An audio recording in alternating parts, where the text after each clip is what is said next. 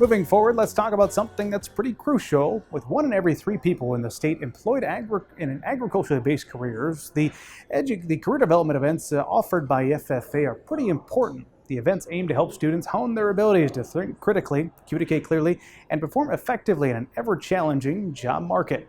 Here with us today to shed a light on these events is Matt Kreifels. Let's talk about all the Blue Jackets that kind of take over East Campus for these 3 days. They're there to do contests, and I'm sure there are a lot of logistics involved in that, right? Oh yes. I drove across East Campus this morning before stopping out here, and Blue Jackets are definitely filling the sidewalks and streets on East Campus. We're excited to have them, especially since they'll be participating in 20 different what we call career development events, which are the technical agriculture skill and knowledge competitions that we have during the FFA convention. As I mentioned, a lot of those events are hosted on East Campus, but what is the university's involvement with having those events take place? Yes, the College of Agricultural Sciences and Natural Resources, located on East Campus, is the host for these events. We coordinate all 20 of them that take place during the convention.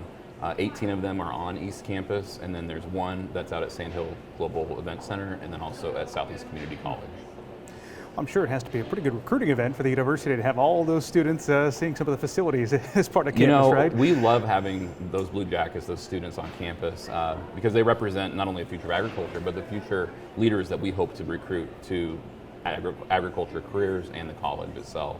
We're expecting, or actually there are 4,300, a little more than 4,300 students that are registered to participate in those 20 competitions, over 800 teams from 207 schools across the state of Nebraska. We're happy to have them with us. Can you give an example, Matt, of perhaps what are those 20 career development events and how that's preparing students for some of these careers available in the ag industry today? Yes. Well, of the 20 career development events, we range across the agricultural industry and across the career pathways. So we have students that do the traditional livestock evaluation and judging, all the way to floral design, to welding, to marketing plan, which is an agribusiness competition, and meats evaluation. It really spans the industry. And what these competitions do is provide an opportunity for them to demonstrate what they've been learning all throughout the last school year here in Lincoln as kind of a capstone experience to what they've been learning locally in their high school agricultural education programs and FFA chapters. That's a good point. I want to talk about those classroom activities, and part of your role as part of the University of Nebraska-Lincoln is preparing future teachers to head out across the state of Nebraska and fill some of those roles. We always talk about FFA continues to grow in the state of Nebraska over the years, but with that, we need more and more ag teachers. Talk about that role. Well, yes, I'm in the Department of Agricultural Leadership, Education, and Communication, and we are the department within the college and within the university that prepares future high school agriculture teachers. We've seen a tremendous need for teachers for, probably 2 decades or better. But in the last few years, particularly in the last 3 years, we've seen those numbers and the demand for that surge. And we need more students to consider teaching agriculture, and that's one of the messages that we're here to share today with students during the convention. Sounds like students that are studying that, they have opportunities waiting for them even before their senior year.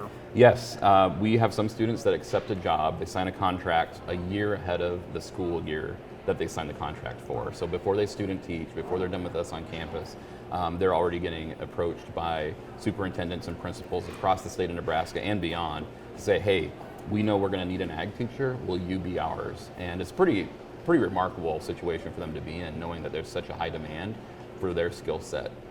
A lot of programs looking to add a second teacher. It seems like there's also opportunities not just in rural areas of the state, but more urban, perhaps Lincoln, Omaha areas, looking to add FFA and ag education too. Yeah, Lincoln and Omaha both advertised for a high school agriculture teacher this last year. Thankfully, both of them filled their positions. We've seen 53 openings across the state of Nebraska from Class D school districts to Class A, our largest school districts in the state. And of those 53 openings, there are still 19 that are open, and unfortunately we're out of student teachers. So schools that are still looking for teachers are either going to steal someone from a neighboring school perhaps, which doesn't solve the problem, or they might attract someone from out of state, or they can utilize one of the alternative certification pathways that exists for teachers to enter teaching from, say, an ag career. To that point, it seems like there's some creative ways to get people into the classroom. If people want to learn more about that, how can they reach out to perhaps you or the university? Yes, they can look at the Kasner and in our department and find me.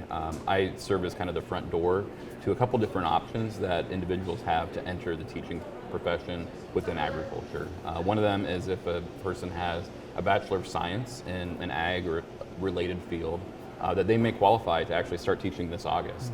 And during the first 3 years of their teaching, they would then take some of the coursework on the side remotely to finish their full certification.